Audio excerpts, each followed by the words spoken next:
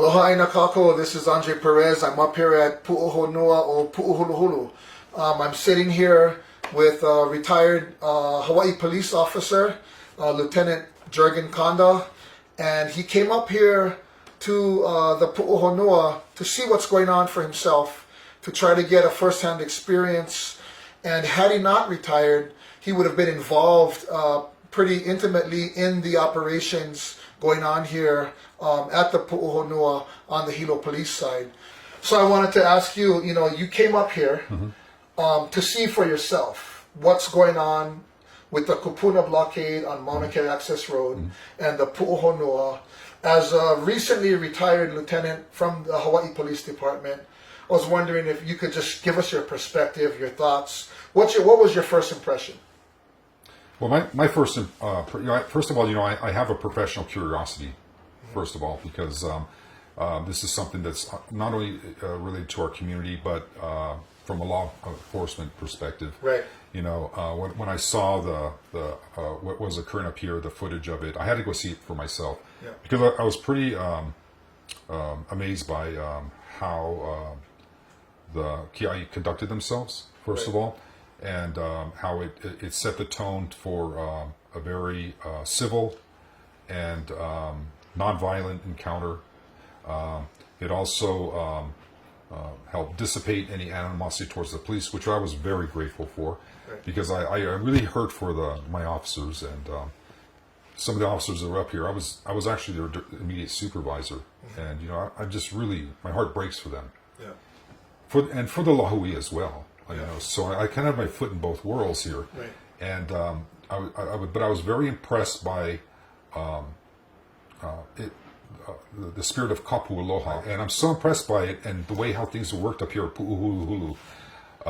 As somebody who's, like I mentioned earlier, involved in public order and having to deal with public disorder and trying to influence the public behavior at major events and so forth. I was just stunned by how seamless and organized and smooth, and just the spirit of how friendly everybody was and how everybody up here mattered. And there wasn't one government official, not one police officer running it. So I just, from a professional perspective, not just from personal perspective, but I had to study it further. I mean, because I've always been searching for answers and solutions to mediating problems in the public, for influencing the public behavior for at major events to maintain order and safety and all that. And I'm like, how is this just happening by itself? And it's because it's a belief. It's a belief, And the discipline that comes through kapu aloha, I believe, is the glue that's holding everything together, not only in our day-to-day operations on how we, because you get 500, 300, 500, 1,000 human beings together, there's going to be conflict. Absolutely. But kapu aloha has really been the glue that's kept us cohesive, that's kept us peaceful, disciplined, and that's really allowed us to hold each other accountable to that. And so yeah, we have been existing up here for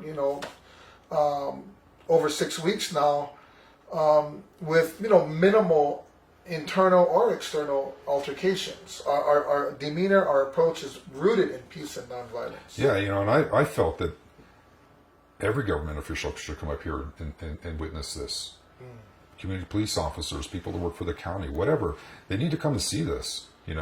Whatever your position is on TNT, regardless of that, everybody knows this is a much greater thing, and come up and enjoy it, really. Real quick, how long did you serve as a police officer on the Big Island? I worked for the Hawaii Police Department for 26 years. 26 years, and you retired about 10 months ago? Yeah, just at the end of last year. And just to reiterate, if you hadn't retired, you'd be involved in some way here? Yes. Had I remained in my position in Hilo Patrol, I definitely would have been. I was one of the watch commanders that would have been assigned up here to participate, possibly even help with planning, whatever.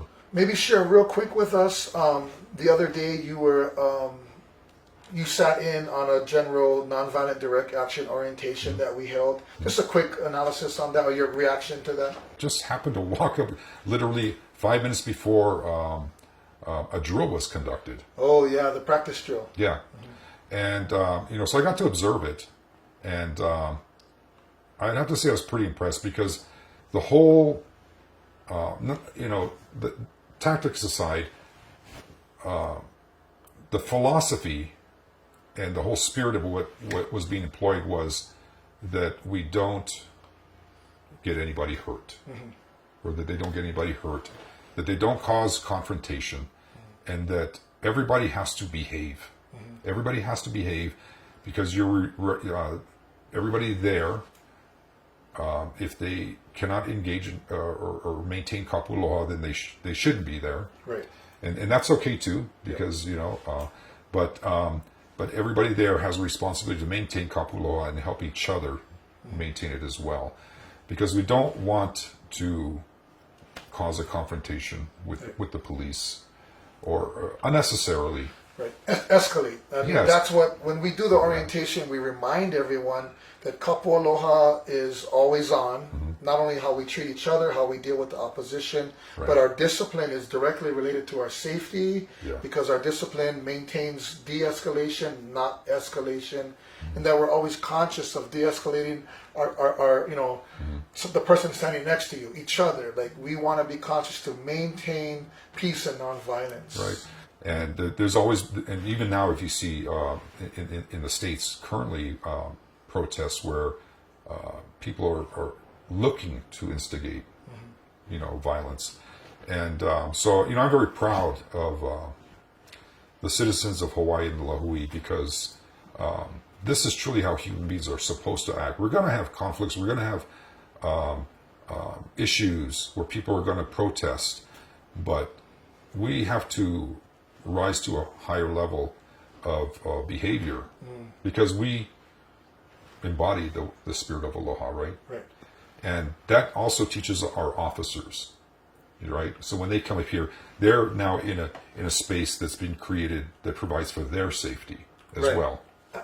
Good point. And that is tremendous to me. And like I said, I know it's sincere and genuine, because like I said, I randomly come up here. And one day I came up here and just sat down in my chair because I like to enjoy the music. Right. I mean, you get a free show of some of the best entertainers in Hawaii, so got to take advantage. And I came up, and just out of the blue, Professor Jamaica Osorio walks up and says, "Oh, I want to sing this song." And I always get emotional when I talk about this, because it just touched me so deeply.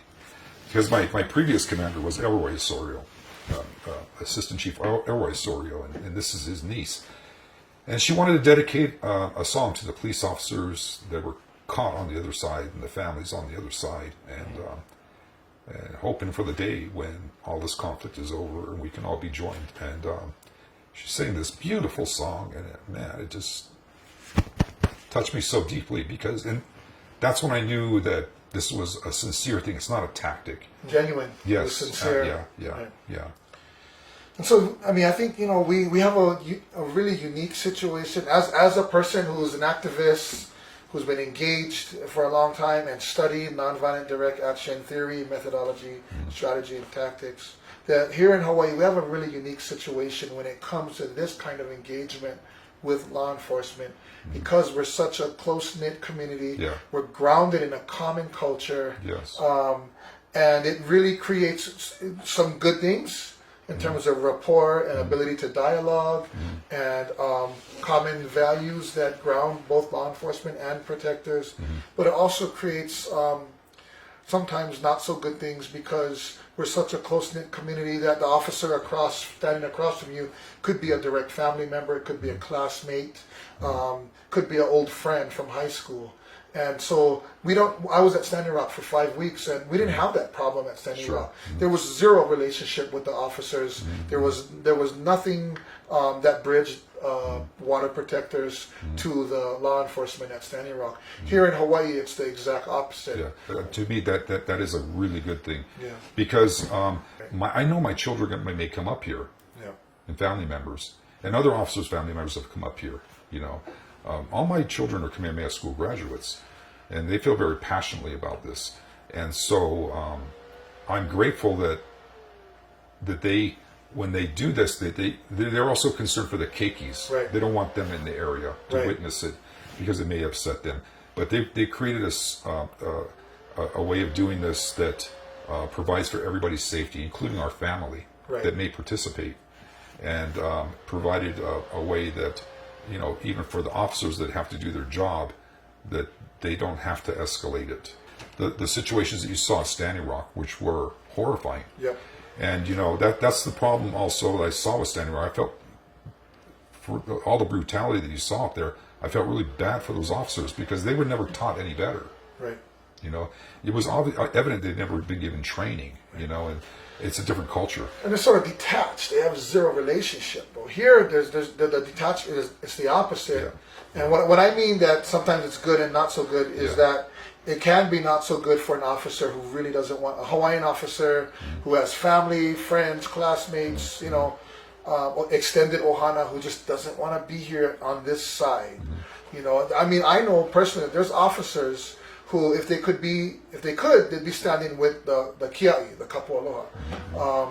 So it just gets sometimes, it can be painful and difficult. Yeah, no, it's been painful for a lot of people, and you know, since I've been up here, when I saw that first day footage, you know, I felt it for both sides because, you know, not only my officers, but for the kapuna, you know, and everybody, because, you know, the bottom line here is that despite all the laws that have been basically disregarded that got us to this point, the kiai are defending also their religious and cultural beliefs, Right. and, you know, and no one should be asked to compromise that. Right. But they're in a position where they have no choice but to defend it. Right. So it's I can see the pain in the people, and that's why it pains me so much, and it really infuriates me that TMT knew this was going to happen. Right. All right, and let's be clear: TMT is comprised of Caltech, University of California, and their investors, but University of California and Caltech also did the KEC, and they also did the 30 millimeter. So they've been here long enough to learn what aloha means. Right. And they knew this was going to happen. They knew this confrontation was going to occur. The state knew what they were going to have to do, and they're willing to do it. Right. And Caltech and the TMT hui, they don't care. Right. They just don't care. And that's a terrible position for us to be in. As one of the astronomers told my friend Kalekwa, he asked one of these senior astronomers, "What's in it for humanity? Is there something that's going to like increase or make strides for humanity as a whole?" And the astronomer shook his head and said, "No, it's just pure selfish research." You know, they're always on this high horse. Supersedes everything else. Yeah. And it's you cannot give an equivalency to the two. Right. You know, you cannot, in the interest of science, waive constitutional rights. Right. You know, they may have engaged in a contract, Right. which is legal and binding, Right. but that doesn't supersede the environmental laws, the state laws, the constitutional laws, Right. the duties of the laws of its trust.